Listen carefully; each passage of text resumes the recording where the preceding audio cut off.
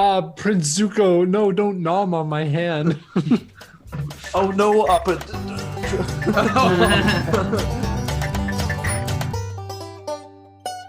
Hello, and welcome to episode 3 of the No Thumbs Up podcast. On today's episode, we review The Last Airbender by director, the one and only M. Night Shyamalan. One and only. One and only. This movie came out in 2010. It had a budget of $150 million, which, Dane, you were saying something about... 130 million of it was spent on marketing, apparently. I don't know. Yeah. It had a box office, sadly, of $319 million. So it actually doubled the money, unfortunately, because... That's crazy. Like, yeah, But, I don't... How do you expect to make a good movie with 80% of your money spent on marketing? That's all that They matters. don't, just as many eyes are on it. You know what? You can make as good of a movie as you want, but if nobody sees it, then... Yeah, That's true. True. That's true. Exactly. It had a... so the Rotten Tomatoes critic score is 5%.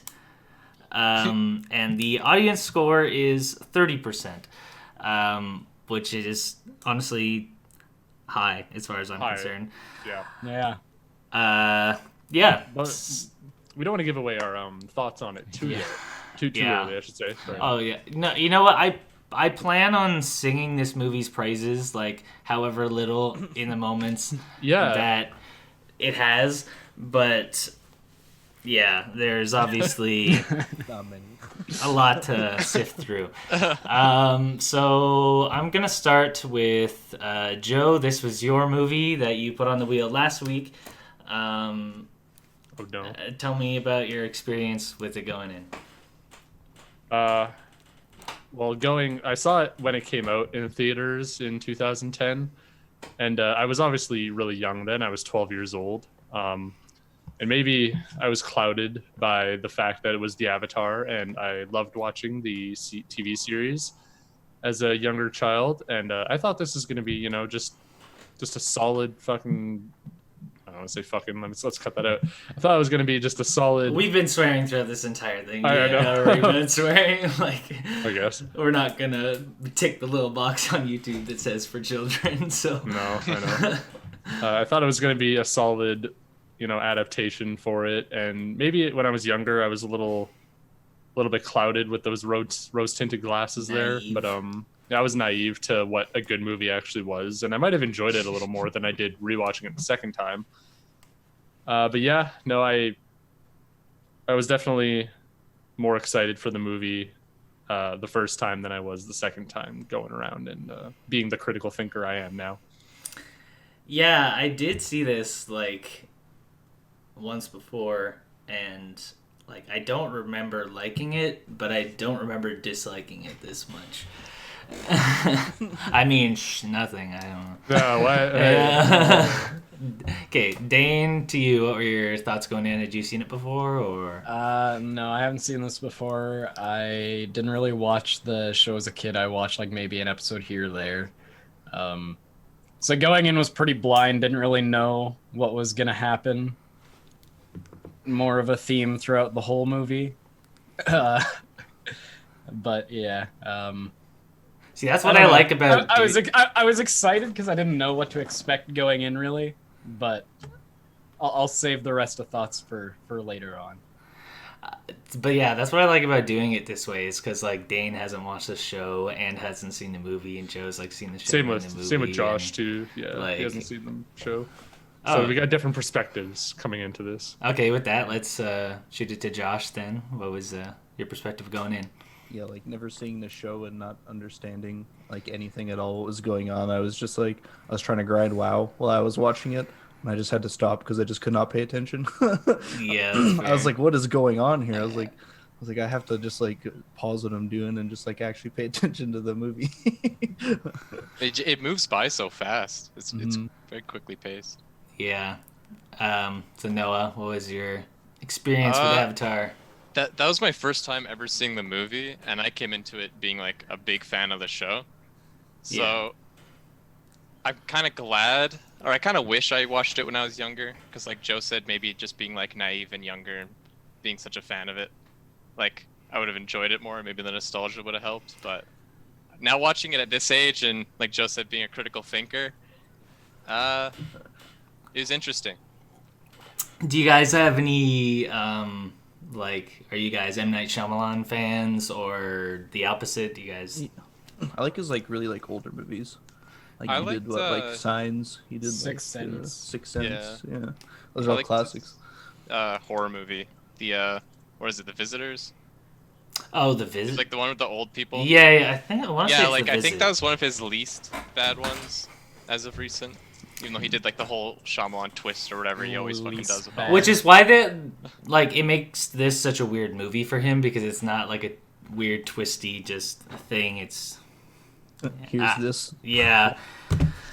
Okay, so with that, to start us off, I have a little game. A game, huh? A game-ish. Not really a game. Welcome to Who You Might Recognize From. Production value. Okay. Production quality. Through the roof. Okay, so I just want to kind of go through the main cast of this movie and just kind of point out some of these people's other roles. You probably don't know many of them from, I would guess, anything, but we're just gonna go through them real quick. Okay, Zuko. I guess it's less of a game and more of a me telling you stuff. But Zuko is played by Dev Patel, and I don't know if any of you guys know Dev Patel, but you might recognize him from Slumdog Millionaire. We Okay. guessed it. We guessed it. We knew it. One on the board. I called that one while watching it. Yeah. Okay, you guys tally the points at home. The main role of Aang, played by Noah Ringer. Literally, this guy has done like 2 movies, and the only other movie he did was he played. I can show you the picture of him in the movie. You still won't know who it is. He plays a character named Emmett Tagger from the movie Cowboys and Aliens. Oh. Oh. The only other Okay. movie he did. Not a good track record. No. Nicola Peltz plays the character of Katara in this movie. This one maybe you've seen, but you definitely wouldn't recognize her. She is in the 4th Transformers movie as Tessa Yeager. She's just kind of a throwaway love interest, I Yeah. think. Those movies are pretty shallow. But I think I've seen this one. this one you guys might know, so maybe I'll throw it to you guys. Do you guys know who the person was who played Sokka? Did he look familiar to any of you guys? He was probably one of the better looking characters in the movie. Yeah. But other than that, no. Okay, I feel like I recognized him from something, but I wasn't sure. Oh, jeez. Oh, was it? jeez. Oh, Really? he's God. Jasper in Twilight. What? Twilight. Okay. Yeah. Wow. Um. Like They day and really night put- difference. Like look Yeah, at for my real. screen and then look at him. Like what? Yeah. What happened? That's so Yeah. much makeup in Twilight. He What the looks heck? like the son of like if Topher Grace and Rami Malek had a kid. That's who he looks like.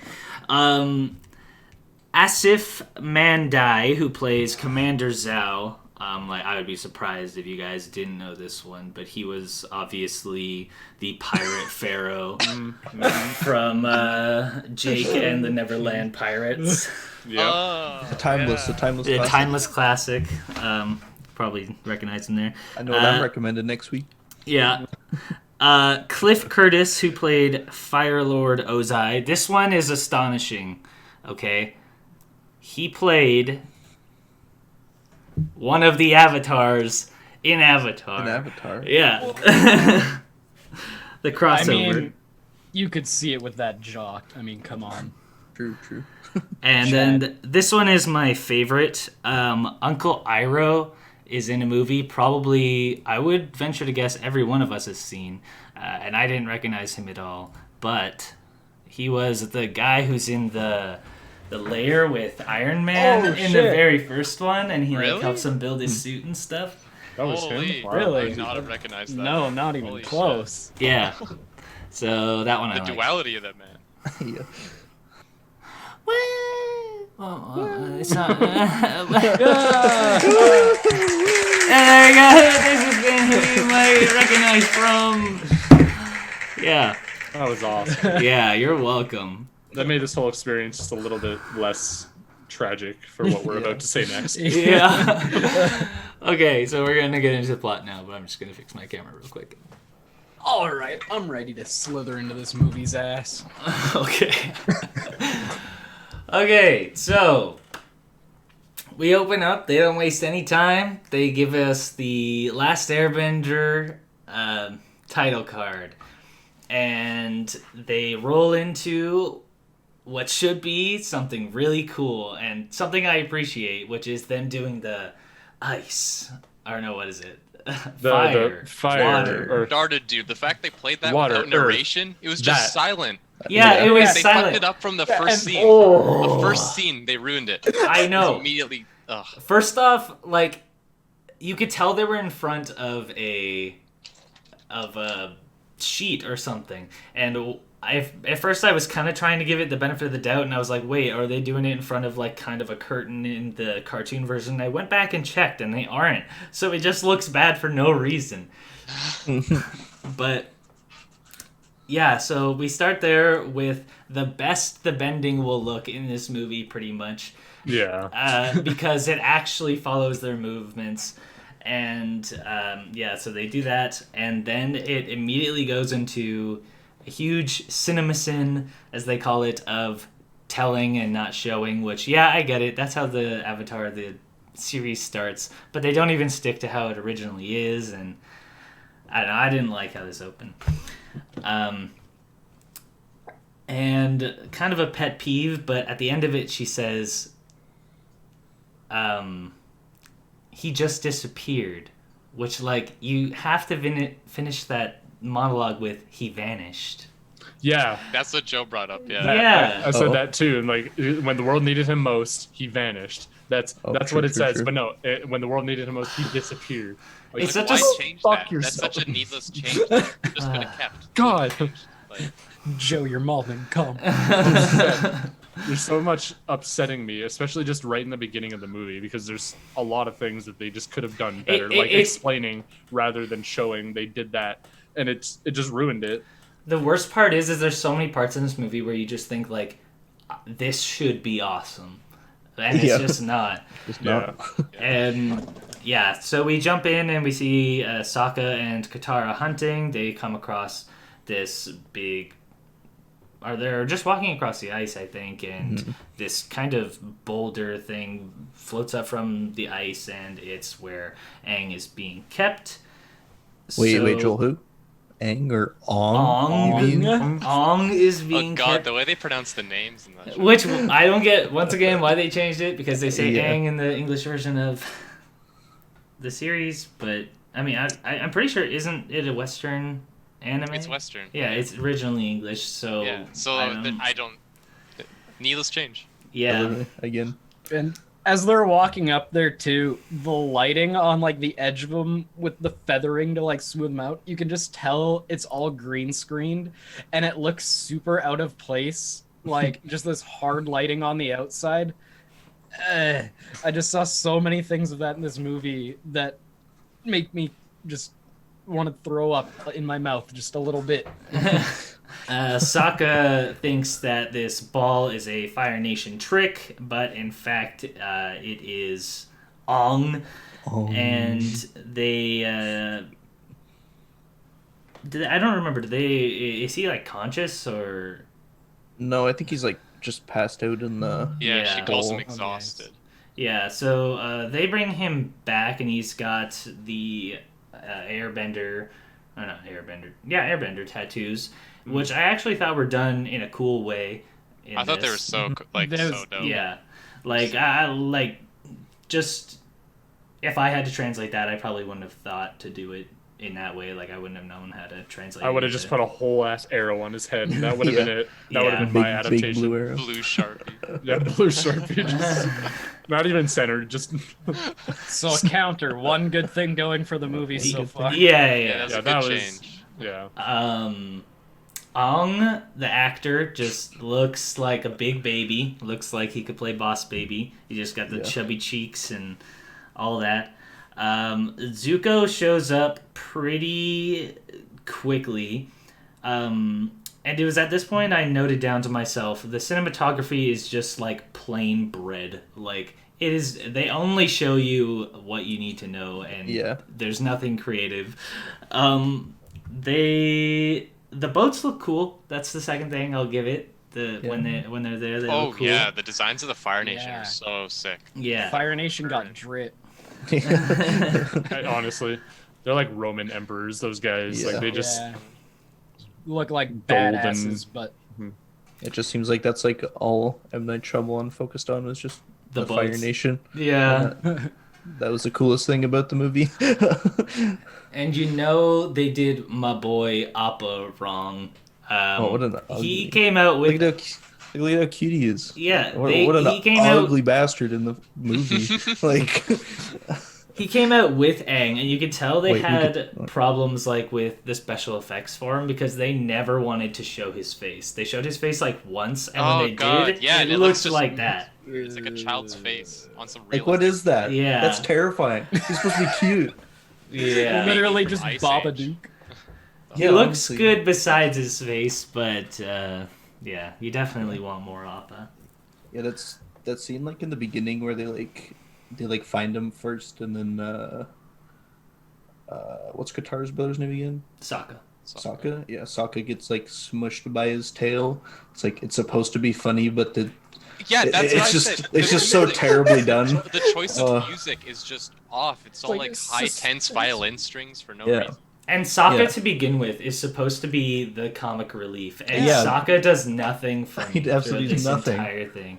yeah. And during some of these parts too, like the dialogue is really forced. They don't speak naturally and like flow conversation. Oh, They really just like throw their lines out, and that's all the acting they give for this. They're always trying to tell you and not show. Like they're giving so much just exposition, and sometimes I have they'll- to go do this. Yeah, and then halfway through the movie, they cut back to just Katara monologuing what they're doing, just because they don't have enough time. I looked it up, and the book one Water is 6 hours of content into an hour and 45 movie. They don't have time to cover all this stuff. Yeah, Jesus. the pacing of the movie is so fast, and they don't have time to show it, so they just say it. They just dump it on you over and over. Yeah. Like they should have split it up or something. Just like with all the dialogue, no one talks like that either. It's just the most robotic delivery too. Yeah. So Aang wakes up and he decides to. Well, the Fire Nation has come to attack the Water Tribe, and Aang says that he'll give himself up if they don't attack him. They take him onto the ship, and he is just tied up. And Zuko and I believe Iroh, yeah, Bro. come Yeah, into Uncle Iroh.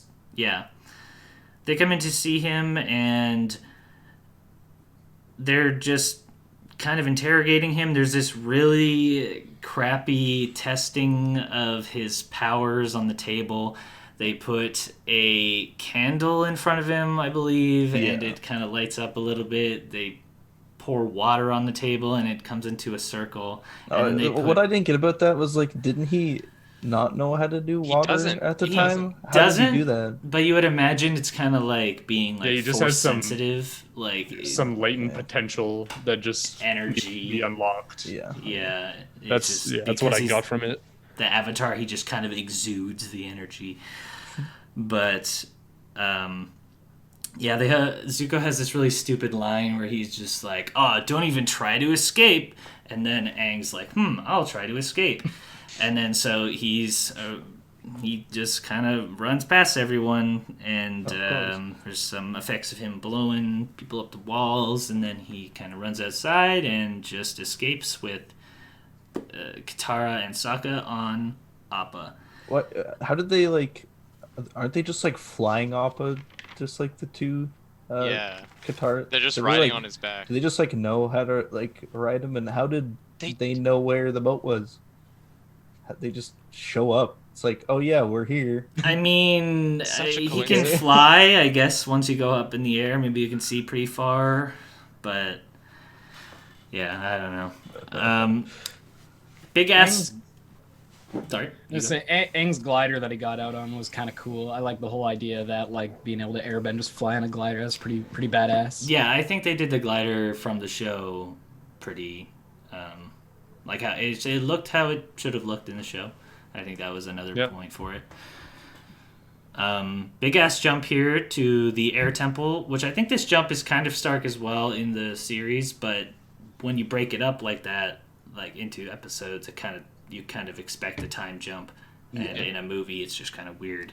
It's like, oh, we're here now. And also, I don't know how close the air temple is supposed to be, but by the time they get there, Katara and Sokka still know absolutely nothing about Aang.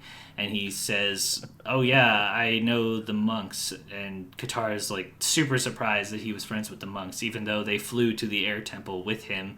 And like, yeah. yeah. Yeah, they didn't talk about that on the ride there or something. Mhm. They didn't say No, there's so many like No, they have to explain it. there's so many odd relationships in this movie that you don't expect because like why does Katara and Sokka care about Aang so much? Yeah, that's what I was. Why do thinking, they too. like? Like they have I don't this. know. Because it's their responsibility, bro. They Yeah, right in the found beginning of him. the I hated movie, it. they found him. He's my child now. I love him. Like, no, you don't. You don't give a crap about this guy. He's just a dude found in an iceberg. Yeah. They're only supposed to be like a couple of years older than him, aren't they? Yeah, and they didn't like question Appa that much. Like this big flying water buffalo. They're just like, no, this is cool. This is the world we live in. Like, Same with what's his little monkey friend? Did they even say his name in the movie? I Oh forget. yeah, I don't even know if they get far enough to give him a name, but he doesn't even stick around, does he? No, they're like, yeah, there's thousands of these in these mountains, and then they only just show one the whole time. Yeah, because normally in the show, I'm blanking on his name, but he always has him with him. Yeah, Yeah, he does. But that's just kind of like to set up for the fact that Aang's tribe, air tribe, is Yeah, dead. it got wiped out. Kinda It's not deal. anymore. Yeah, because he did have that one as a pet, but why that one survived is beyond us. Yeah. just been waiting there for him for however Rip long. Bear Tribe. Rip Bear Tribe. You're dead now. Group in the chat. He's exploring around and he finds what is presumably a body of one of the old monks or something. I don't remember what the identifying factor is, but this sets Aang off and he goes into the Avatar state to once again a point which should be cool. And I wrote down how am I bored at this part, Yeah. but Okay, but how were there bones of the people that got killed by the Fire Nation? Would they not 1,000 burn years up? ago as Yeah, well.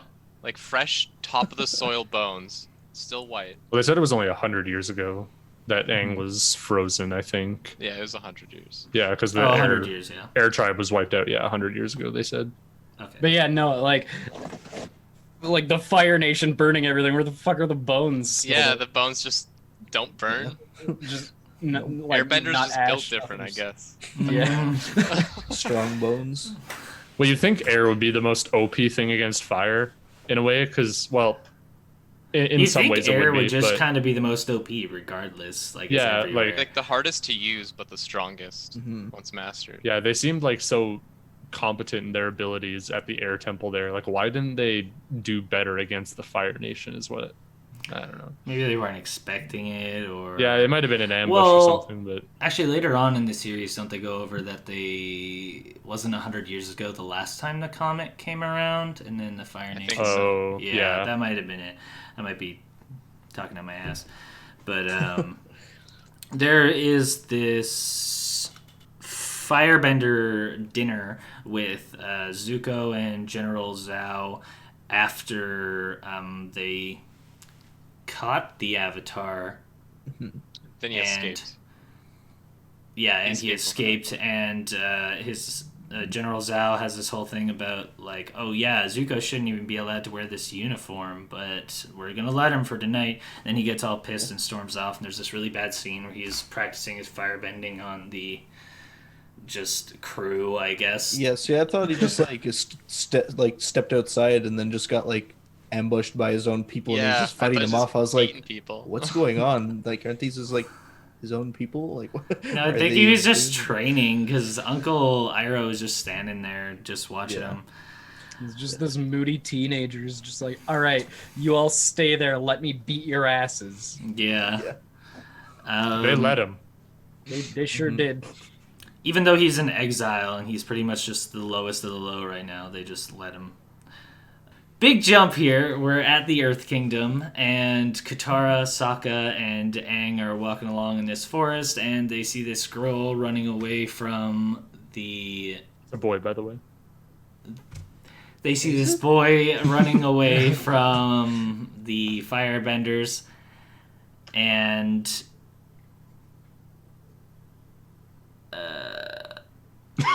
I don't think that else happens, does it? Pardon? No, they just start fucking the Fire Nation up, and then they agree to start liberating. Or no. At this part where the Yeah. boy shows up, there's what I found to be a very out of place joke about Katara trying to whip out her stuff and take out the firebender so they don't take them. Yeah. But instead she freezes Sokka and he's all frozen in the ice. Bro. I'm not gonna say that. She freezes Sokka, and it's this very cartoonish thing of just him being in the ice and just like, oh, wait, you froze me. And that's honestly how the tone of the movie should have been, I think. Like, it should have been, like, kind of that level of comedy because more comedic. This part stuck out a lot to me, but I don't know, that's how I... Well, it took itself very, very seriously. Yeah. Like, way too seriously. Yeah. Whereas isn't the show, like, supposed to be, like, it's lighthearted. Like, it's very lighthearted. Yeah.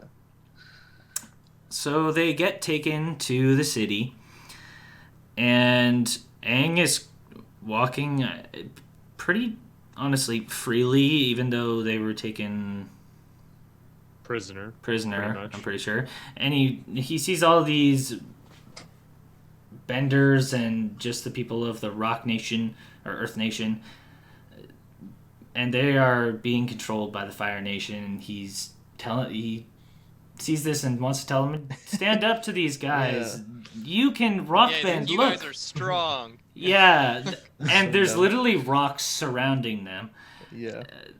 Everywhere. So, just use it. Like, and then they actually start using their bending and kicking ass. It's like, how do they let themselves get in that situation? Yeah, just extinguish the fires. Honestly. Yeah. It was also really awkward how he went about it too. Like there wasn't any discussion about how Aang was gonna, like, you know, tell these people to liberate themselves. He just kind of like walks into the camp. He just sees this. You see him looking around. He's like, everybody, you need to, like, fight back. Yeah. He's like, theoretically, if the Avatar was here, what would you do? Yeah, I wrote down. And then, like, 2 seconds later, I am the Avatar. Yeah, I wrote down the lines. He's like, would it mean anything if the Avatar was here? Well, it's me. And then one of the Fire Nation guys is like, would it...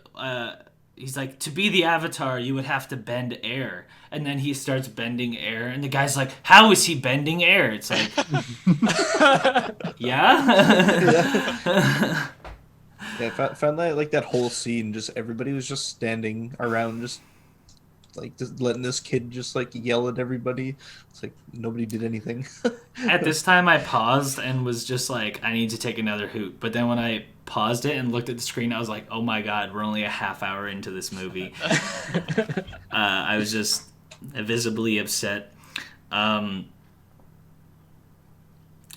We just watched The Revenant, and that was a really good example of how to do a long shot really well. This is a long shot done really badly. And the worst part of it is the part where there's like 10 guys.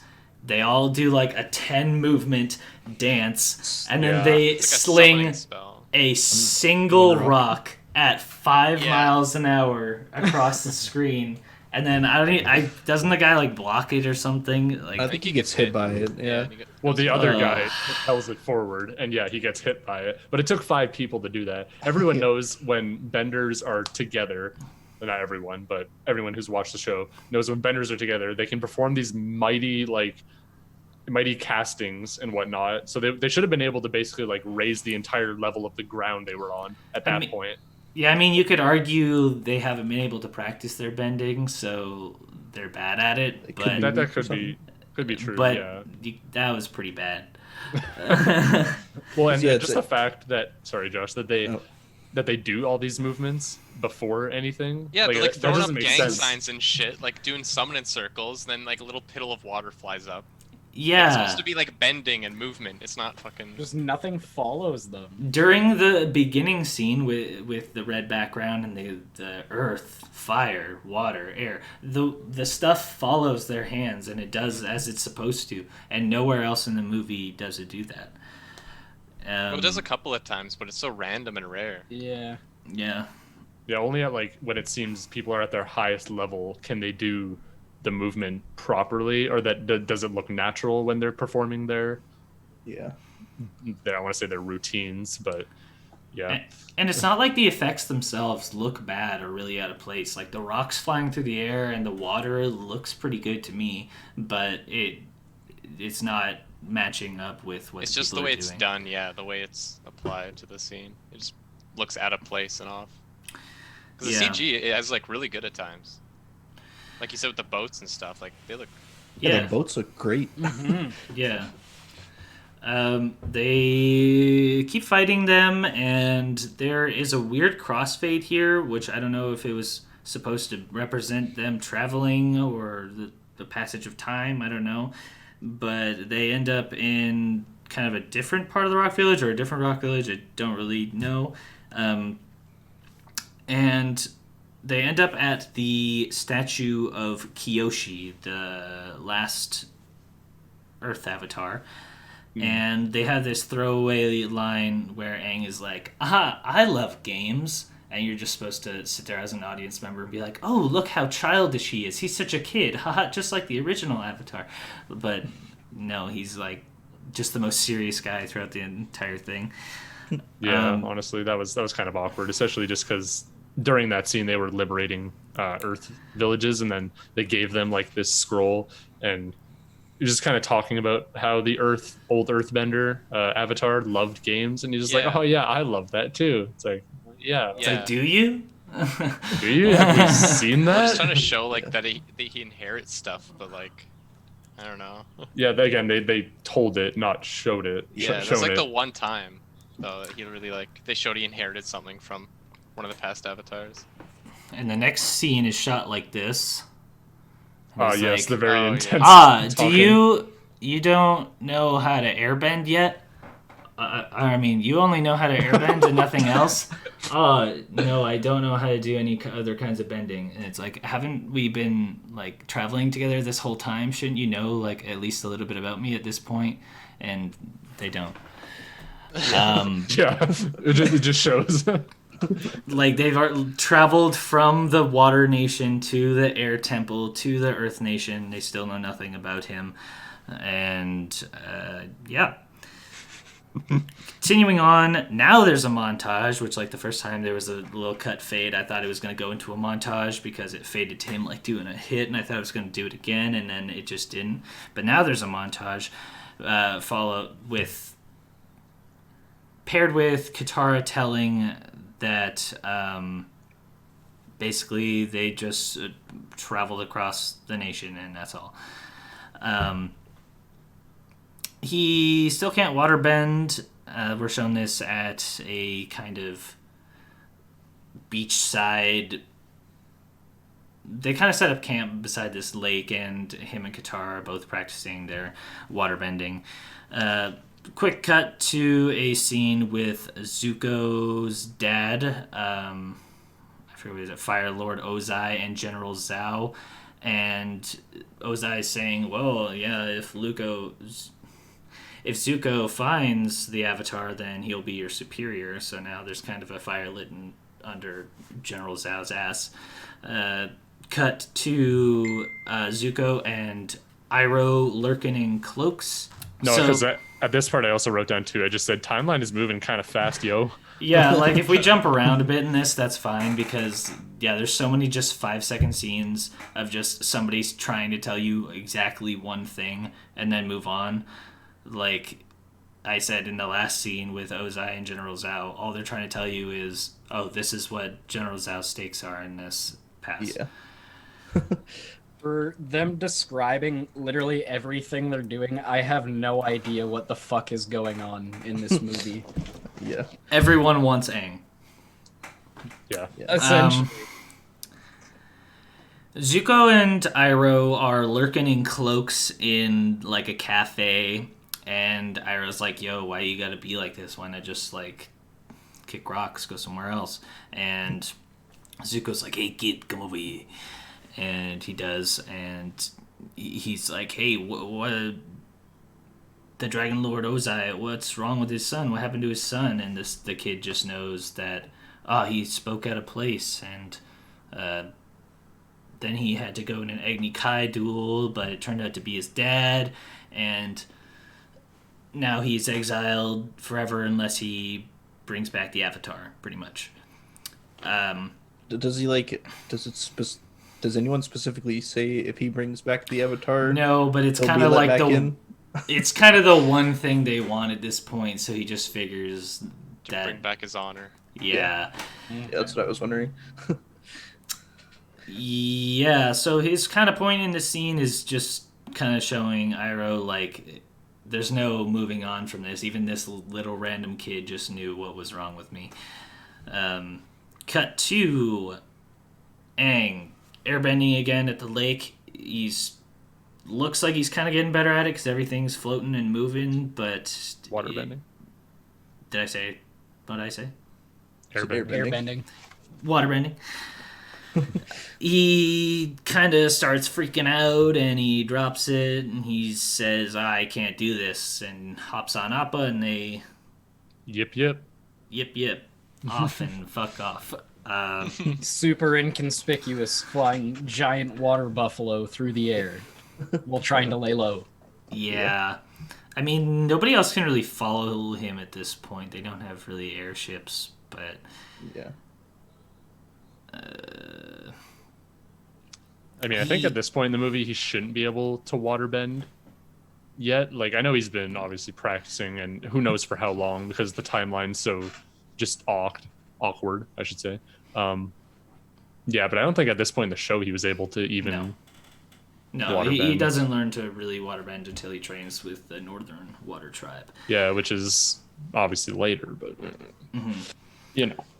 So he yips off to the Northern Air Temple where he finds a monk, and he's talking to the monk, and he's like, "Dang, this is a pretty nice place. Too bad the Fire Nation destroyed it all."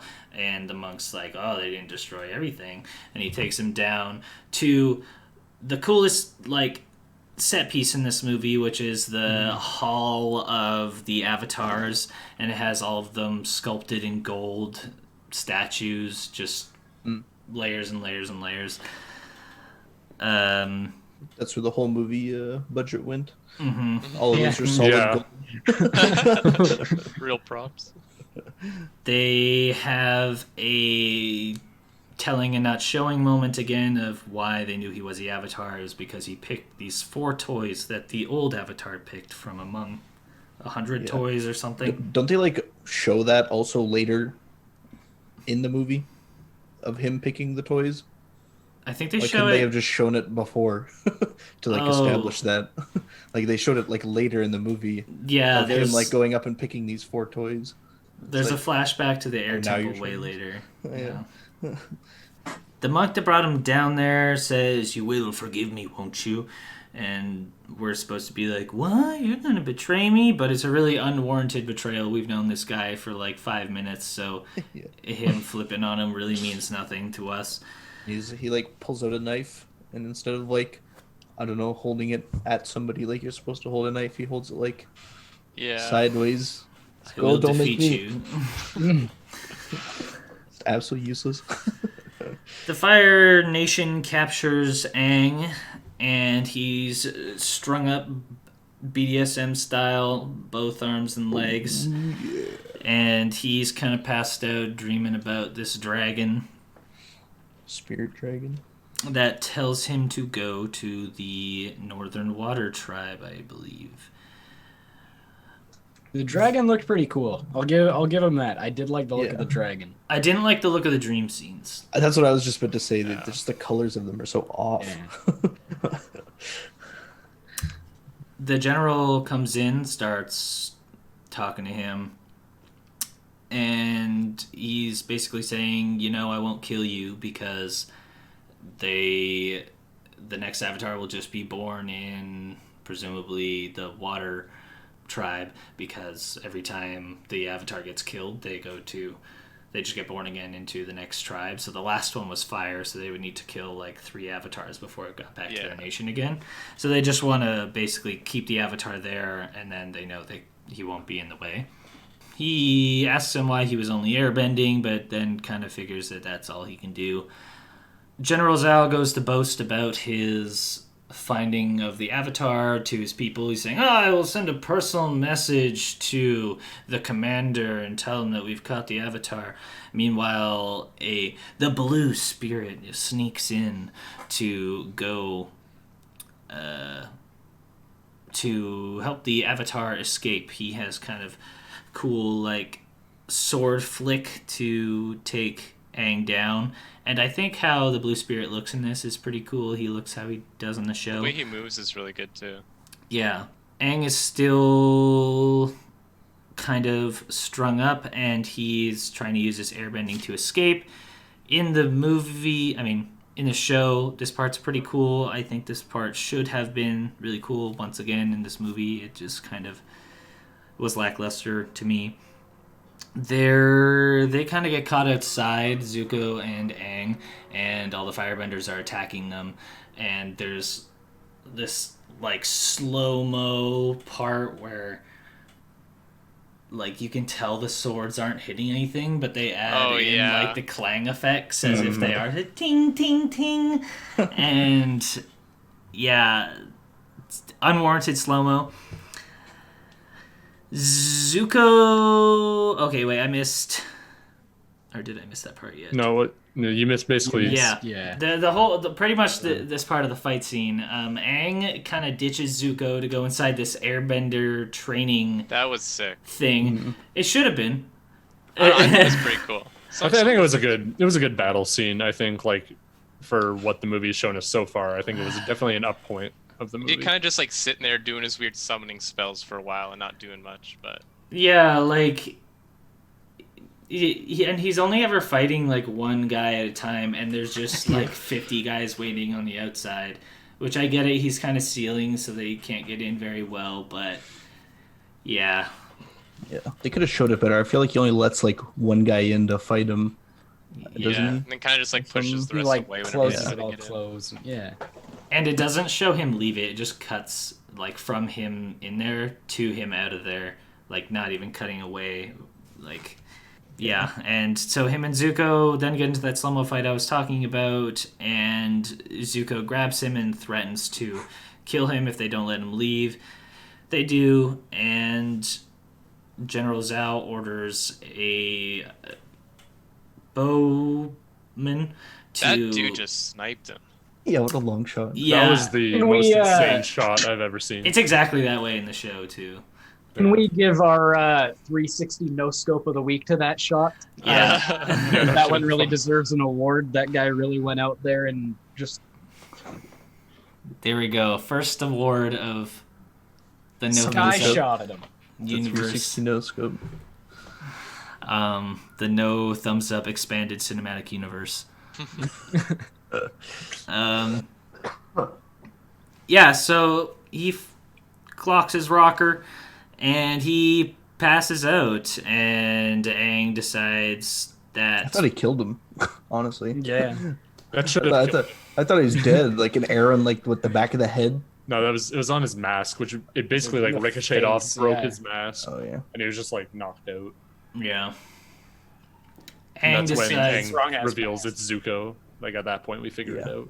Doesn't like Aang- try to show it earlier by like zooming in on the mask when he has Aang like with the like sword and he's talking to I think the mask was Ed- pretty like covered up. Like I think the eye holes were pretty small at Yeah, that 'cause- point. So I don't 'cause- think you could because tell. I thought but- that he was like talking to like one of the like I don't know the older Fire Nation guys, and then it kind of looks like he like realizes it's Zuko, and then he's like, "Oh no, like you can get out of here and go away," and then he tells him to shoot at him.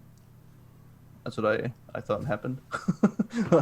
Fuck, maybe. I don't know. Because it looks like it kind of like zooms in on something on his mask. Maybe it was trying to like show like his like scar or something, and like he realized that yeah. it was Prince Zuko. Perhaps. Maybe this is M. Night Shyamalan's genius that we're finally recognizing. Yeah. There's too many layers to understand. Yeah. So, to Dane and Josh at this part, were you guys surprised to find out that Zuko was the blue spirit? Like, or did you see it coming? Well, because like I saw that like part earlier that like kind of showed that it was him, so I kind of knew at that point that like, oh yeah, it's just Prince Zuko. I was kind of more just like, I was definitely surprised about it. I'm like, oh shit. Okay, I guess that's a thing now. I guess he's trying to help him after wanting to fight him earlier. Yeah. I don't know. Like I said earlier, I was kind of having a hard time following. I just felt lost through a lot of this. They threw a lot at you, and it felt like not a lot of it stuck. Yeah, that's fair. Yeah, most of my points like in my notes are all just like question marks. Just good overarching thing for this whole movie, just a big question mark. Anyways, as Aang tries to... Well, he doesn't try to. Aang musters up this big air storm that basically brings the fog in so that the Fire Nation can't follow them, and he presumably brings Zuko to safety somewhere. Yeah, that scene too. Like, Aang just got really OP. Like, why is he able to control the weather now? Well, Not like the weather, but All the able mist to- and everything. Yeah, he yeah, just moves so call. much of it. Like, why didn't he just do that during like every other fight that he had in the movie? Because if he can control just that much space, His then why power he- is so inconsistent. It's Yeah. all over the place. Yeah. that's what I'm like confused about, at least during this movie. Because he was pretty damn good at airbending in the show when he came out of that thing. yeah, no, he's Like, pretty he was much... riding on the ball and stuff. Like, Yeah. No, he's like a really good airbender already. There is a cut to General Zhao talking to Ozai, and he's saying, yo, I think your son is the blue spirit, which seems like kind of something you wouldn't want to say to his dad. Yeah. Like, your son is a traitor. And he literally says, I have no proof, but I think it's him. Yeah, So, in a lot of other movies, that just seems like an action that would have got him killed. But he doesn't get killed. We find Zuko and Iroh on kind of port side where the boats are. And Iroh's saying, oh, you've been gone for 4 days. Like, where you been? And he kind of knows that it's him who's been the blue spirit. And he's like, yeah, just go take a rest and then we'll leave in the morning. He goes onto the boat and there's just this big explosion.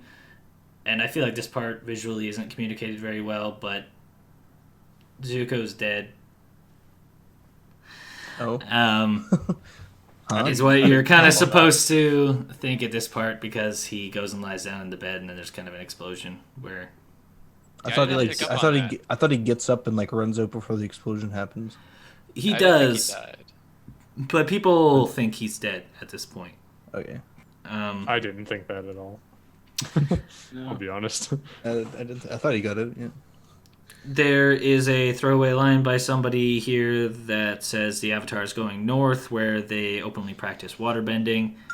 Cut to this beautiful scene of them establishing the waterbending tribe. And like Joe said before, oh, I gotta do this. Dick haircut. Yeah, Take care. it looks like. Thing I I noticed. love how you have that picture. That is just a fucking solid penis right there. So Sokka meets the princess and they fall in love instantly. Oh my gosh, they have so much chemistry. They looked at each other for like 5 seconds. Oh. And now they're in Sokka love. didn't blink once. I know. It's so dumb. Tom Hardy 2.0. Yeah, no kidding. Just staring at the camera. Except It's he like didn't do that. Yeah, it's like they're trying to like, I don't know, establish like that they're like, I don't know, that he loves her or something, but like, he just like does it for too long. Like, there's a difference between like trying to be like, I don't know, flirtatious from staring at somebody, and just like borderline being creepy for staring for like fucking 30 seconds.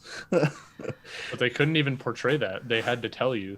They had to said, "Oh yeah, no, they basically, yeah, it was a love at first sight thing," and that's what Katara says during their initial meeting sequence with the Northern Water Tribe. Well, she said they like were really good friends really fast. Yeah, or and they something became like that. really good friends, and it's like, okay, Yeah. thanks.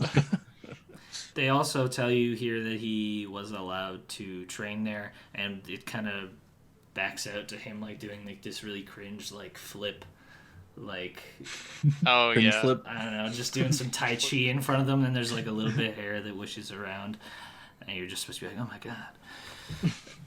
god. Cut to the princess's father, who is the airbender who will eventually teach Aang, and he's saying someone's gonna Bender.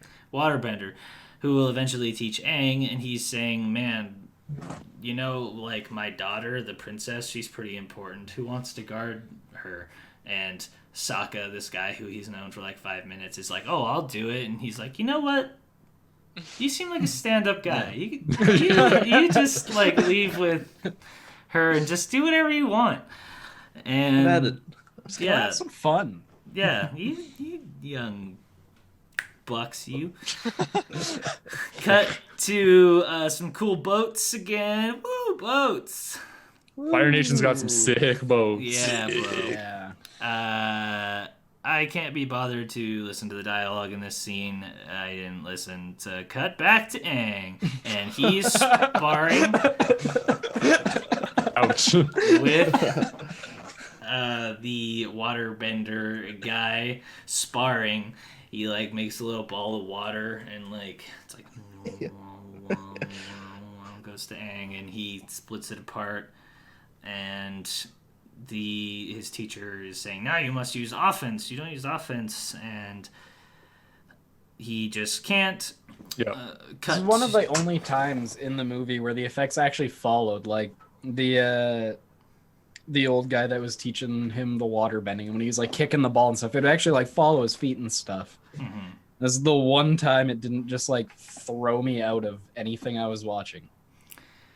The next scene where we cut back to the boat, it's just with General Zhao and Uncle Iroh. And if you listen to the dialogue here, I don't really know, like I guess they're just trying to set up his past, but it just comes across as just very, I don't know what to say except like bitchly of General Zhao. He's like, oh yeah, Uncle Iroh, remember how you were in the 100-Day War at Ba Sing Se? He's like, yeah. He's like, yeah, remember how that failed? He's like, yeah, no, I remember. And he's like, yeah, your son died there, didn't he? And he's just like, yeah, no, my son died there. He's like, yeah, and Zuko died last night. And he's like, yeah. He's like, that sucks. It's just like, it's like, I don't know if that's just supposed to be exposition or if he's just trying to just like, Iroh, you kind of suck ass. Yeah. Like, yeah, cut to the scene. Lots of cuts. Lots of cuts. Lots of cuts. Cut to Sokka and the princess walking, and she has a line saying, oh, it's been really nice these weeks that you've been here. Slowly tossing you that, hey, we've been here for weeks now. They're in love, and he wants her to meet his grandma, and she'll ask a bunch of questions like, why is your hair white? To which she's just like, let me tell you my life story. And she says that when she was born dead, and they left her for a couple days, and then eventually they dipped her in the water, and the moon spirit turned her hair from brown to white, and she was filled with light and life. And yeah, I'm sure that won't come up again. Cut Nope. to literally 10-second scene of Zuko and Iroh, and you're supposed to be like, oh my god, Zuko's alive.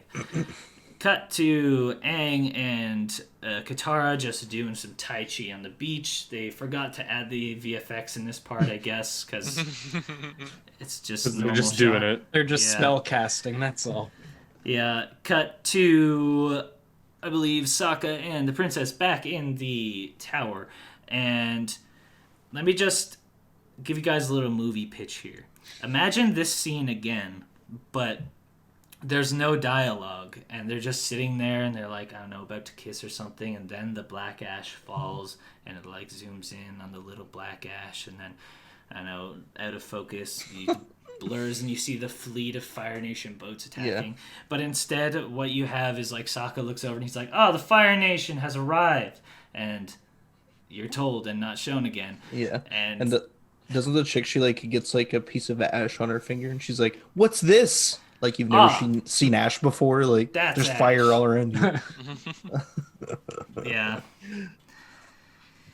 Zuko takes a little dingy boat right off the actual boat, but he only stays on it for about 5 seconds. Then he just dives into the water, which, Very useful boat.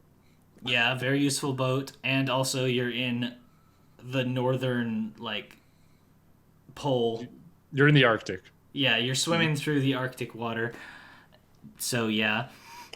I thought it was Really- just that like white suit that he had on, though. I thought maybe that was some special Fire Nation anti.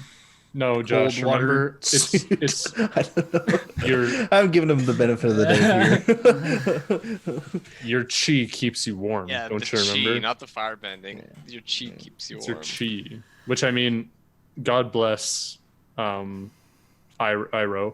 Uncle Iroh, for just being who he is. Because Such a bro. yeah, like he's the only spiritual firebender out there, and he's arguably the best firebender Yeah. in the whole movie. So like he just knows the tricks of the trade. He knows how to stay alive in every situation. He's a good character. I mean, Especially for the people who haven't watched the show, Dane and Josh, like Euro, he's kind of like portrayed in the show as like kind of like a tubby old man, but he's very like haha, like good spirited, and he just likes to drink tea, and he hangs out with the Fire Nation.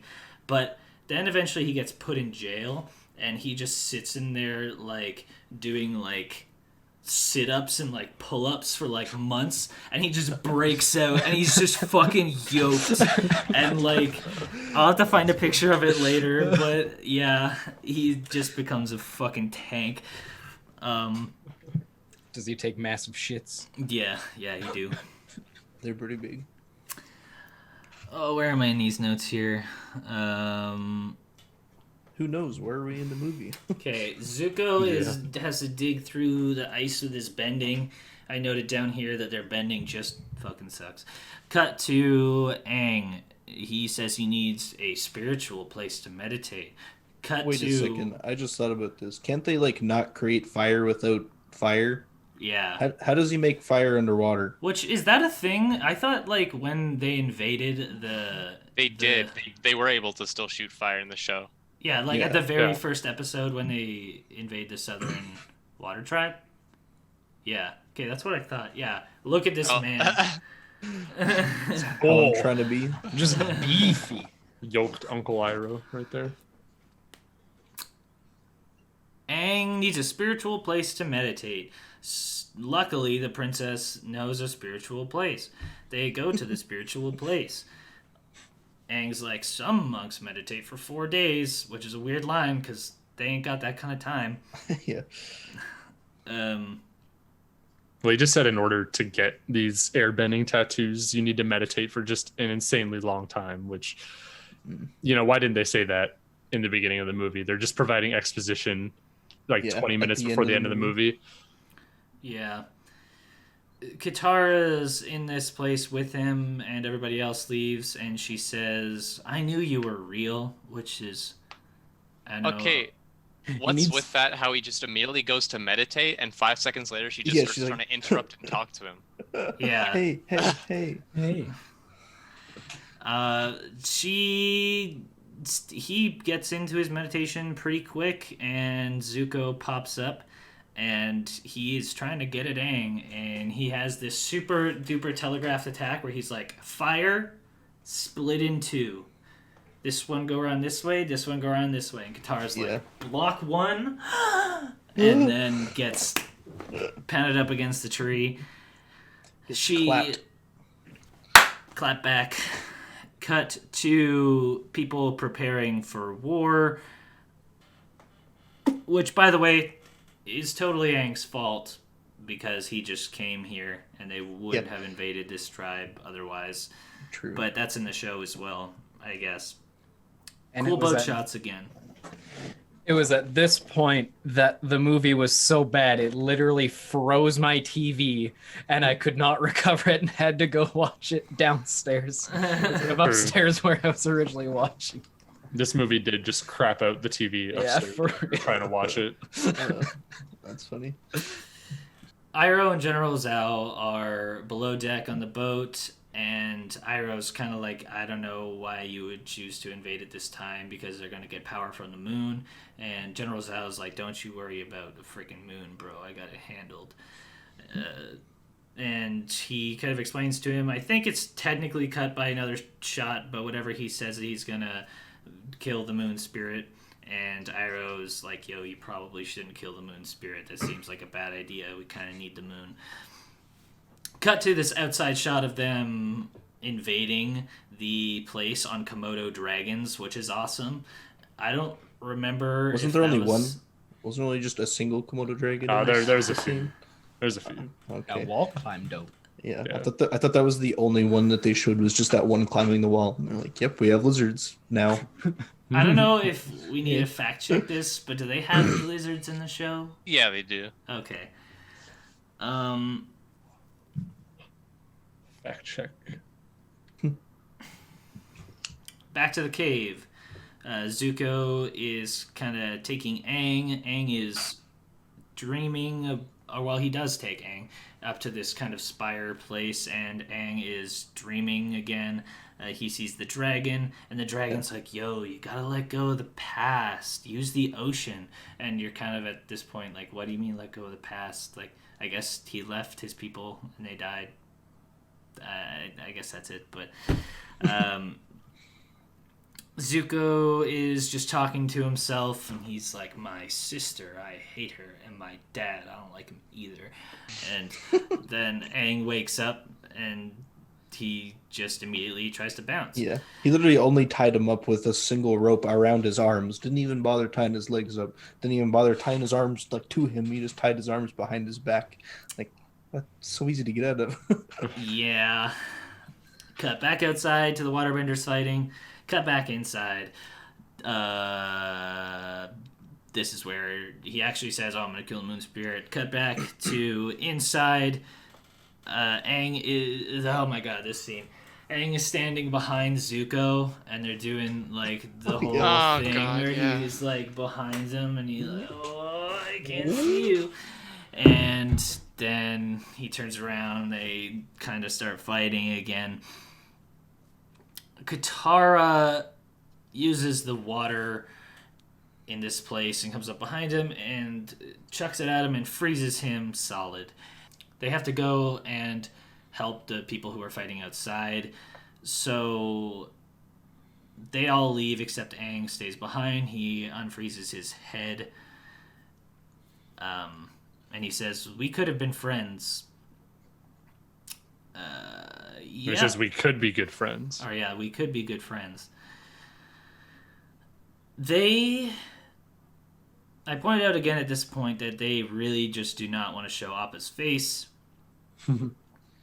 Unfortunately. Isn't there a scene like somewhere in this like where they're attacking the water village where there's just like a couple kids just like hanging off Appa for no reason? Yeah. Actually, Yeah, no, I misread myself. I wrote, that's why they aren't showing Appa's face. Oh. Yeah. Then we see Josh's scene. Yeah. Aang joins the fight. He is just kind of hitting some people. Cut back to Zuko escaping. Cut back to the cave, and Iroh and Commander Zhao are finally getting in. He captures the moon spirit. He's like, yo, why would they even make their spirit a fish? That's kind of dumb. Mhm. And Iroh's They have like, a little thing about talking about like yin and yang too, and push and pull, and skimmed over that too. He says that making them something fragile kind of shows humility. And General Zhao says, "Oh, you can't worry about me killing this fish. Don't worry about childish superstitions," which is kind of odd because if he's like, "Don't be so ironic. superstitious about the fish," but it's like you broke in here to kill this fish. Yeah. That's yeah. Superstitious to me.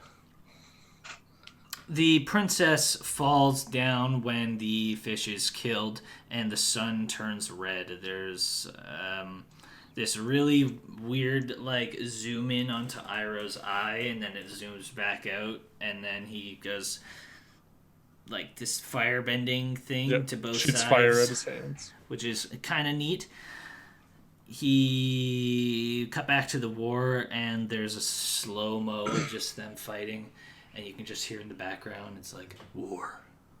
What is it good for? And cut back to the cave. And Iroh's just there with the princess and Sokka, and he's like, princess, you should kill yourself. It'll fix things. And she's like, this is what I was meant for. And she... No, don't be sad. This is what I was meant for. Yeah. Which, I mean, Iroh's right. But it doesn't seem like the right thing to say.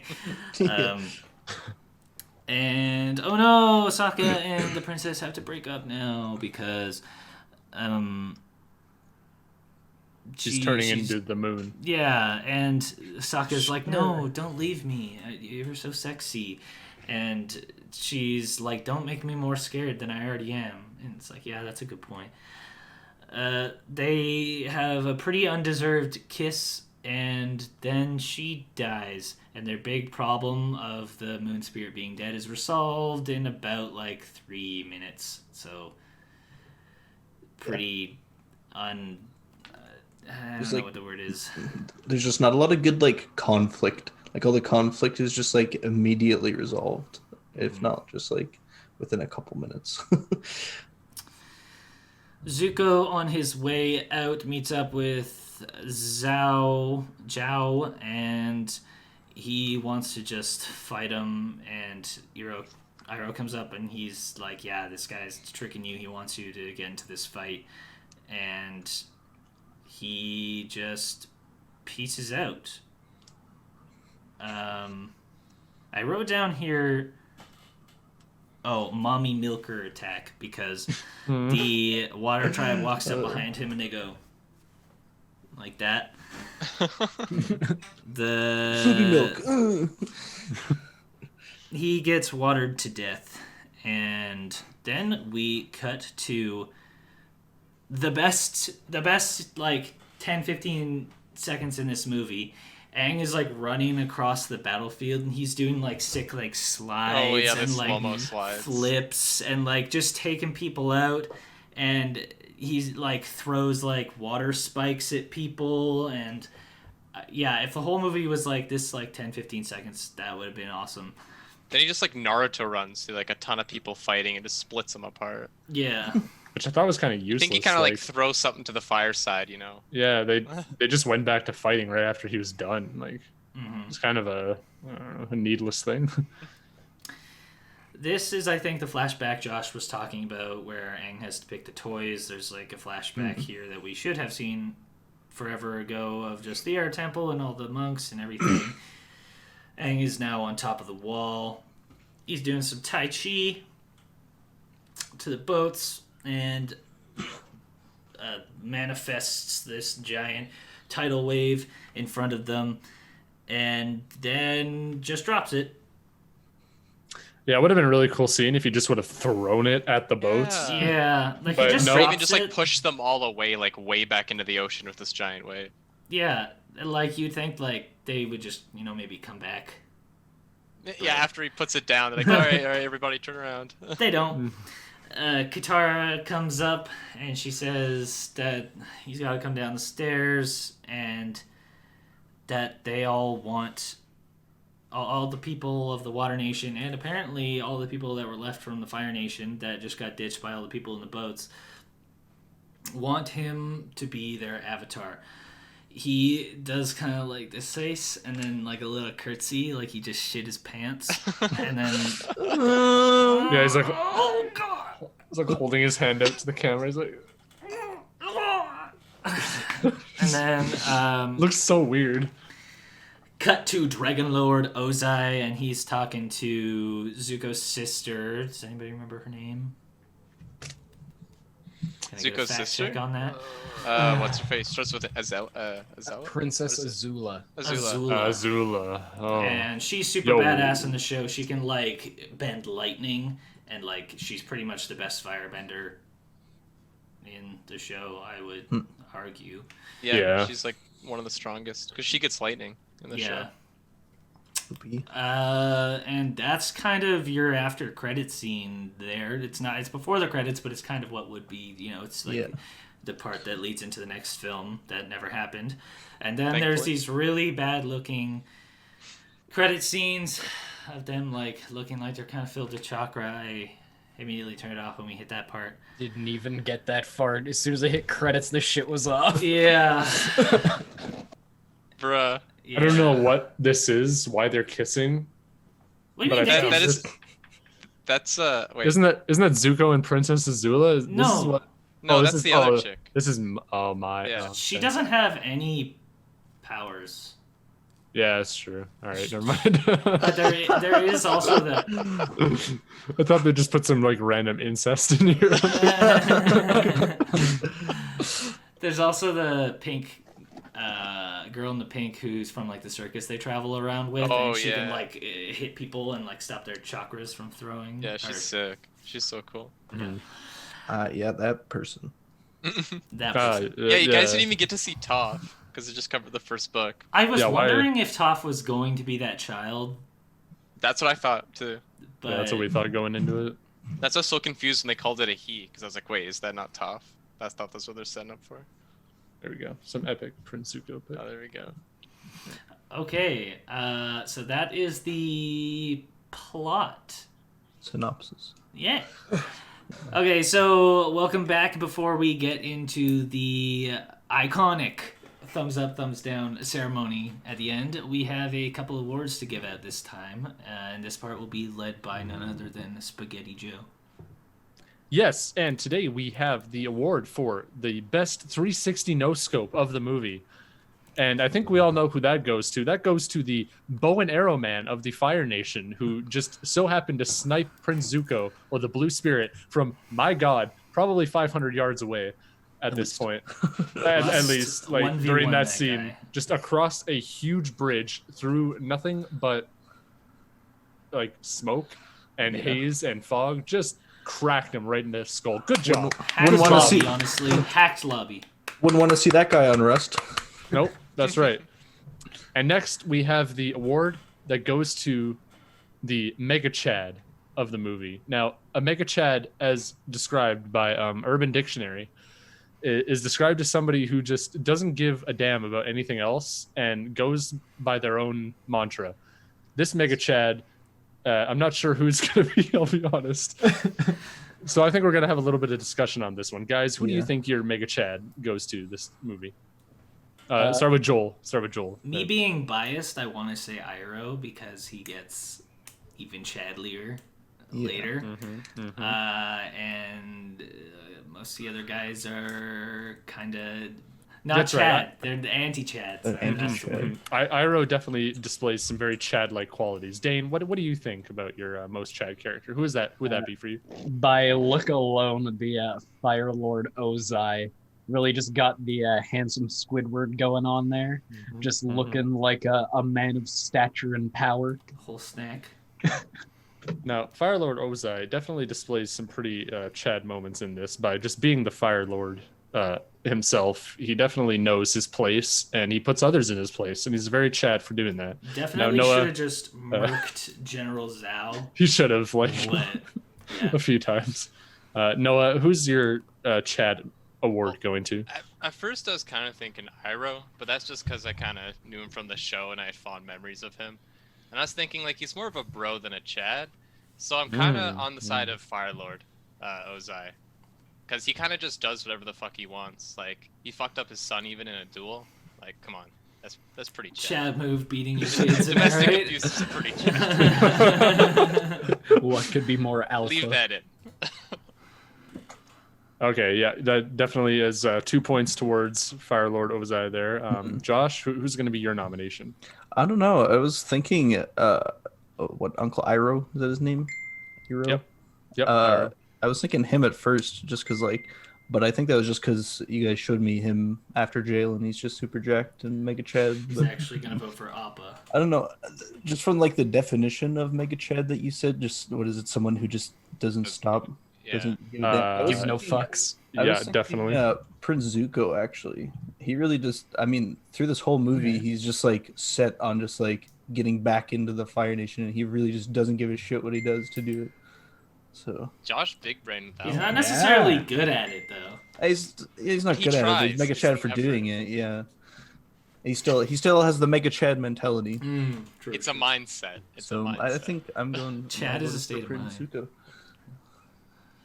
All right. Yeah, no, I guess Prince Zuko is definitely a very Chad character in the way in which he goes about achieving his goal during this movie, although he definitely doesn't achieve it. In the end, he does, I would say, succumb to the light side of the Avatar's love everybody mantra. friendship. Yeah, friendship and all that fun diddly stuff. My nomination is, like, I agree with Noah when he says that Iroh is more of a bro than a Chad during most of this movie. He definitely just has that chill vibe, those slow vibes to him. And Fire Lord Ozai is just dominant. That's all he is. He's a dom. Powerful man. Everyone is his sub. He reminds me of I mean, Bison, General like, he's just Zhao a- literally like straps up like Aang. And That's true. would have had his way with him. General Zach's pretty kinky. He's a kinky character. I don't know if that makes him a Chad. Oh god. I'm gonna have to see. Thanks, Dane, for that just good picture of a Chad. From a side profile without the blonde hair, that is definitely just Ozai, Commander and Chief Executive. I guess But yeah, it's I'm- gotta be him. I'm just I have to give my That's the guy. nomination towards him because he is absolutely just the Chad of the movie. And you know, if there would have been a second movie for this, I really would have loved to see him in that role, play a larger role in what he did in this movie and during his few sscenes. Oh, wanna see imagine him, the like- third book with him. Like, just imagine like the final scene of the He actual would- show. Oh, He would have been out-chatted Good by one. Toph. true. Eventually, Toph might have won that award. But I think we're gonna give the Mega Chad award over to Fire Lord Ozai. Good, congratulations, sir. Yay! Mega Chad. Mega Chad. Okay. Next award, we have the most thumbs up character. Now, the most thumbs up character can be either just somebody you like or somebody that you found did really good things throughout the movie that really progressed the storyline properly, or just, you know, helped out during tough times. Joel, who's going to be your thumbs up character? Once again, my boy, Iroh. Just Nice. because I don't know, yeah, like you said, he's a bro. He always kind of knows what the right thing to do is, and yeah. Hell yeah. Dane, who's your bro? Or your bro. Your My most bro. thumbs up character. My most thumbs up character is Appa. I thought he absolutely had the best dialogue in the movie by not having any. Facts. Big thumbs up to that one. Okay, perfect. Noah, who's your most thumbs up character? Honestly, I don't even know, man. Like, I don't really like many of them. I think my favorite's got to be Zuko. Like, after seeing him with like the blue mask and all like the cool acrobatic shit he did, I was just like, yeah, he was like badass from that point on.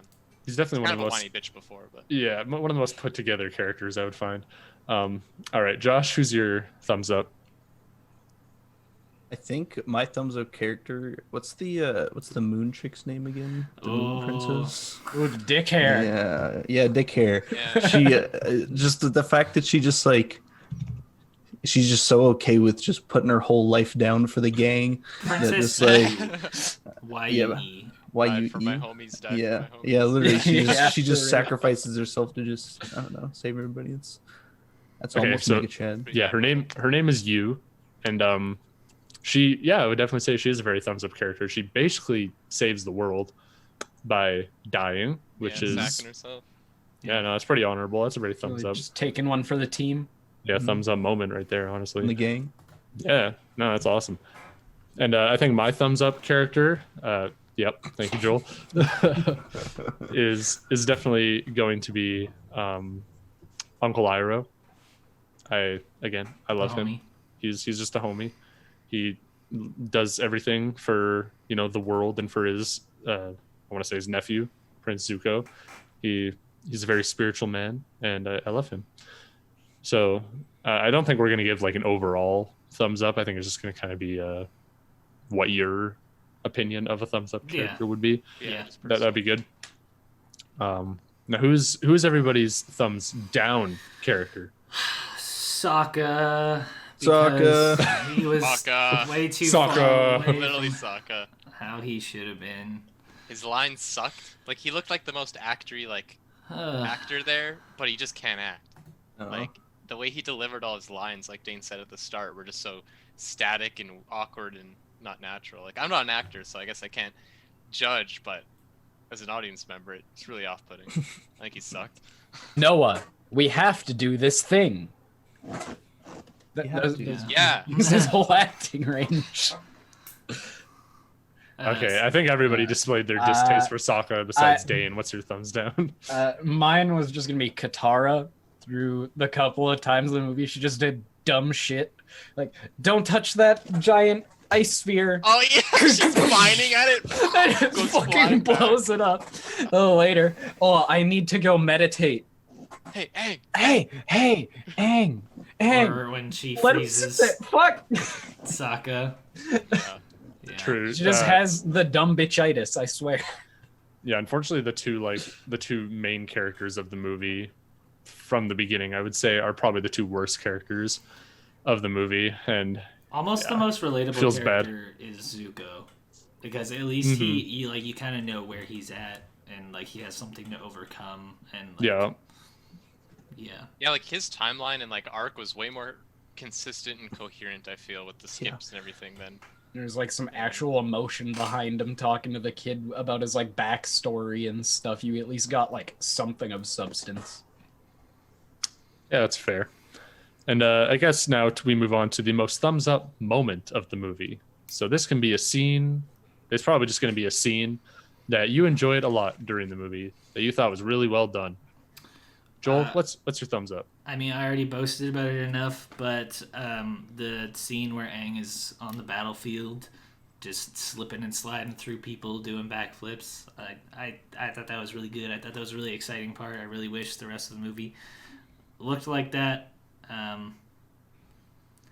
I just really wish as a whole there would have kind of been more cartoony and more stylized in this movie, and I think it probably would have benefited from that. But yeah, that's mine. Big agree, Joel. Big agree. Dayne, what's yours? I really liked when Iroh did his fire stuff out to the side, and they had like the cherry blossoms in the middle. I thought it was just a really cool looking shot. I really, that just stood out for me in everything. That's weird because that was most people's disliked scene. Noah, what's yours? All right, so it's pretty late into the movie, but it kind of like fades to black, and then some white text kind of comes up. That's probably my favorite scene because I knew it was over. But realistically, my favorite scene was probably the ending scene when he summons the giant wave, just because the music was finally fitting for once. The music was finally some epic, like build up. The CG was really cool with the boats and the giant wave. I wish he kind of like toppled it over, kind of threw it at him, but probably my favorite scene. Yeah, Yeah, I liked it at the end on Netflix when they started playing a trailer for the Umbrella Academy afterward. Yeah. And Josh, what about you?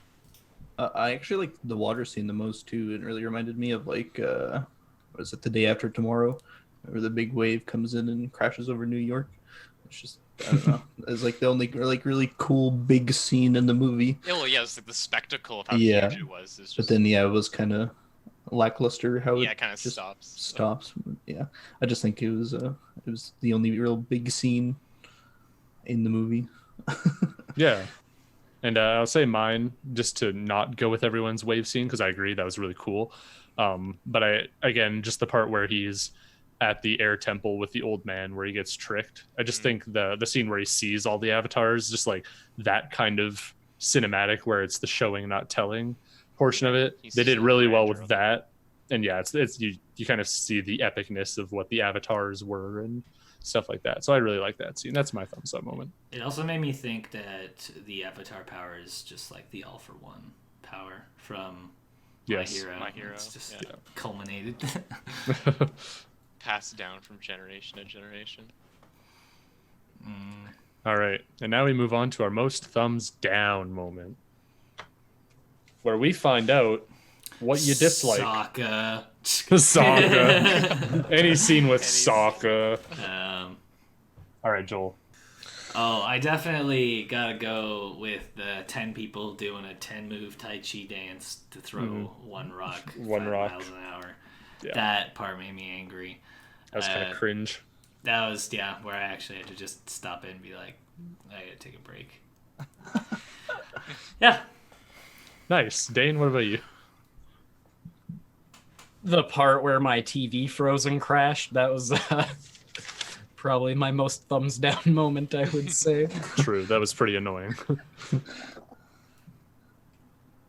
Is that actually it?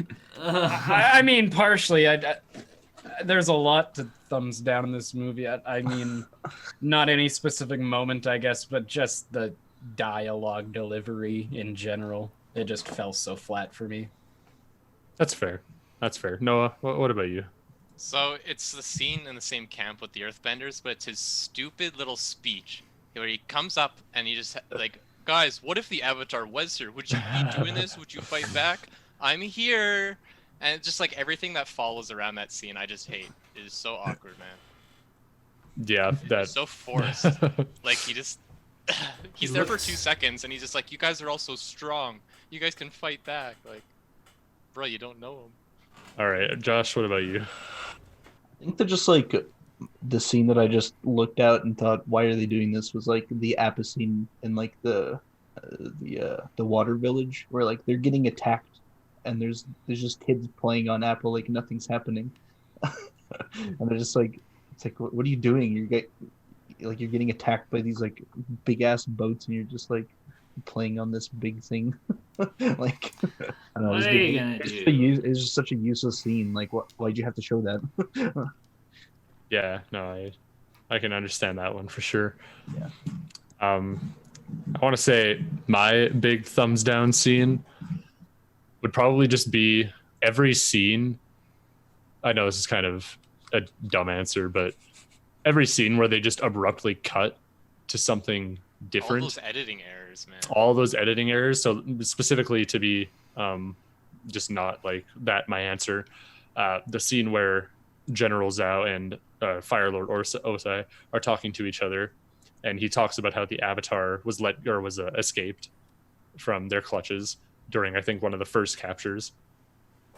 It just ends so abruptly, and they skip to a scene, like they don't resolve anything. He just says, oh yeah, he was captured and I can't say anything about it, like I don't have evidence, and then they just cut right to another scene. They don't pan it out in a way that makes you think. They just go straight to the next thing. There's no tension anywhere. There is no, they don't let it happen. They just gotta keep going, gotta make this movie less than 2 hours, otherwise kids won't watch it. It's like they just filmed key scenes and just edited it together like in post. Like they just went and just filmed just set pieces. Like they didn't know the whole flow. It's not like they even watched the show. It's like they read a synopsis on some episodes.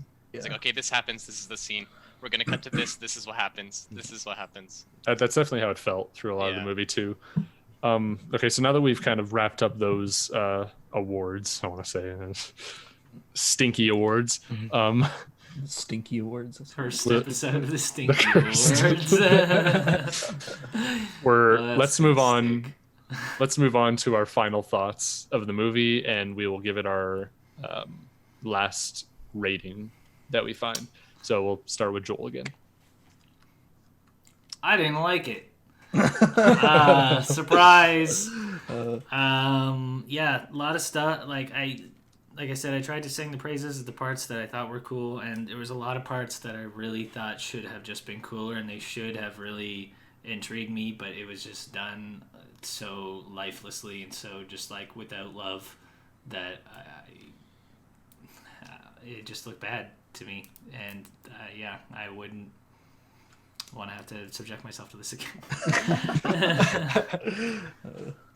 Yeah, the second time around was enough, that's for sure. All right, Dane, what about you? Surprise, I also did not like it. Not seeing the show before, it was just a cluster of this is going on now without much flow in between. The dialogue fell flat. This one was a soft, stinky 1.5 for me. Like, it was... I would not recommend a second watch or a first watch at all. I agree, Dane. Noah, what about you? Honestly, as a fan of the show, I think it falls in the so bad it's good territory, where I did genuinely feel entertained at a lot of the parts just because it was so absurd, especially all the hand signs to summon something instead of it flowing. Like, they just did so much wrong that it was kind of like a new property in a sense that is enjoyable to watch. It's like, but like, it's a bad movie. It's fucking, I hated it. There's so many errors. There's so many, technical errors, like just basic filmmaking things that they just left in, and I don't know, bad. Bad. Don't like it. All right, Don't like Josh. it, but it's very entertaining. Movie bad. Yeah, like not knowing anything going into this movie was really hard because like I really had to pay attention. Like some like scenes I had to go back and watch like 3 times because I was like, okay, what is happening here?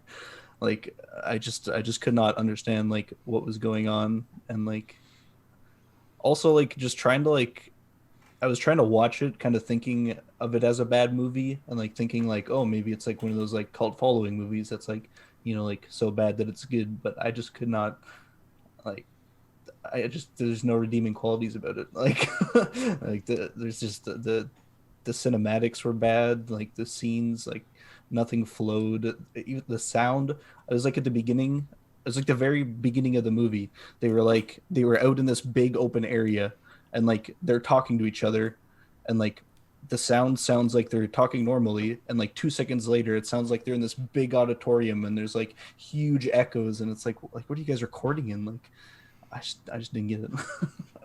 Bad movie. Yeah, no, that's true. And for me, between the again dialogue that didn't fit and the obvious green screening, the terrible like just acting of what we saw in the cartoon to be right, like with all there's not airbending, just the bending in general, and how they went about doing it was not cool.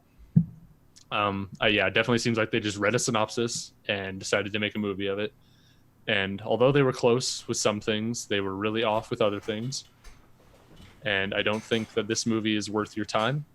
Please just don't click on it on Netflix. They should take it off Netflix.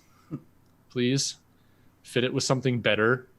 And The actual show is on Yeah. Netflix. The Just actual watch show. that.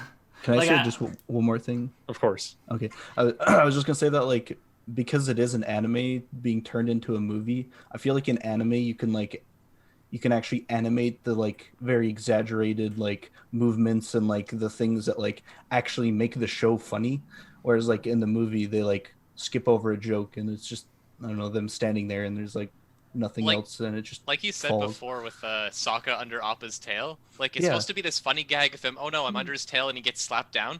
But the music score they use for it is like this tense like horror soundtrack, and he's trapped in there for like a second. It's supposed to be just like a lighthearted joke, but Mhm.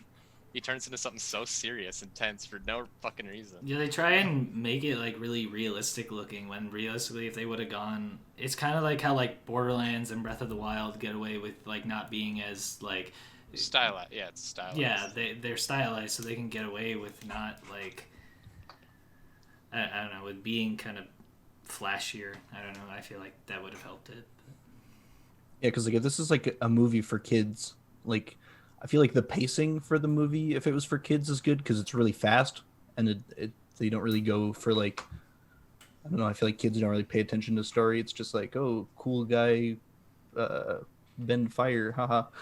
But like I feel like I don't know. It was such like a serious kids movie because there's Yeah, just no, exactly. like, well, not none, but very little funny moments or gags. Mm-hmm. Absolutely. So now we come to our final conclusion here, where we give our absolute last thumbs up, thumbs down rating of what we think of this movie. Guys, Wait. uh, Oh my god. Oh, my thumb's too heavy. Yeah, No was close. thumbs up. Oh, thumbs Wow. up. That's the name of the show. Oh, they said Better it. luck next time. Roll text. Okay, yeah, that was our show. Our very first no thumbs up. Just one last thing to do. We have to decide what movie we're going to be watching next week. So I'm going to go grab the wheel and we'll cut once we get that all figured out. So welcome back. We're now going to spin the wheel and find out whose movie we're watching next week. First here we have Mid-90s, which is Josh's movie. I don't know, do we want to say anything about the movies? Or if you It's have a anything, I good guess coming we of can- age tale. There we go. nice. The Fanatic, which I have not seen before, is one of our friends' movies because we only have 5 this week. I don't know if you want to say anything about that one, Noah? Oh, The Fanatic? Not really. It's not my movie. Okay. Honey Boy is my movie. It's about Shia LaBeouf, starring Shia LaBeouf, but he doesn't play himself. He plays his dad. Cars 2. I'd be surprised if we needed to explain this. Starring Owen Wilson. It's about cars, the second one. Number 2. The Princess Bride. Oh, yeah, Cars 2, by the way, is Joe's movie. The Princess Bride is Dayne's movie. A timeless classic. There we go. Her is Noah's Choice again. It's about a movie about a guy who falls in love with his phone AI. There we go. So I'm going to give the wheel a good old spin here, and we'll see where it lands for next week.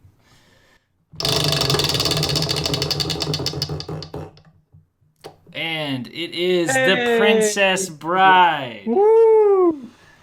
So, yeah, we will see you guys here next week where we review The Princess Bride. If you haven't already, please leave a like if you like what we're doing here. Subscribe if you want to keep watching our videos, and comment if you have any suggestions for bits or segments or movies that we should review in the future. Hit that MF and like button. Hit that bell. Stay up to date whenever on we post a new video. Can we get 1,000 likes? No, we No, can't. Probably not. No. Okay, yeah, peace out. Thanks for hanging out with us. We'll see you next week. We've been No Thumbs Up. Yay! Yeah.